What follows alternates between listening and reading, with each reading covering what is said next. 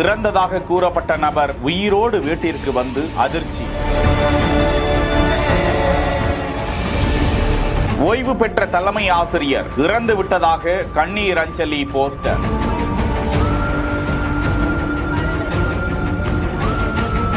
கள்ளக்குறிச்சி மாவட்டம் உளுந்தூர்பேட்டை அடுத்த கூந்தலூர் கிராமத்தை சேர்ந்தவர் தம்பு ராமதாஸ். ஓய்வு பெற்ற தலைமை ஆசிரியர். தமிழக ஆசிரியர் முன்னணி அமைப்பிலும் மாநில நிர்வாகியாக இருந்து வரும் நிலையில் கடந்த சில தினங்களுக்கு முன்பு அங்குள்ள பெண்கள் மேல்நிலைப் பள்ளி அருகே டிராக்டர் ஒன்றின் மீது பைக்கில் சென்ற போது மோதி விபத்துக்குள்ளாகி உளுந்தூர்பேட்டை அரசு மருத்துவமனையில் அனுமதிக்கப்பட்ட அவர் மேல் சிகிச்சைக்காக புதுச்சேரியில் தனியார் மருத்துவமனையில் அனுமதிக்கப்பட்டு சிகிச்சை பெற்று வந்த நிலையில் அவர் காலமாகிவிட்டதாக வாட்ஸ்அப் உள்ளிட்ட வலைதளங்களில் தகவல்கள் பரவுகிறது.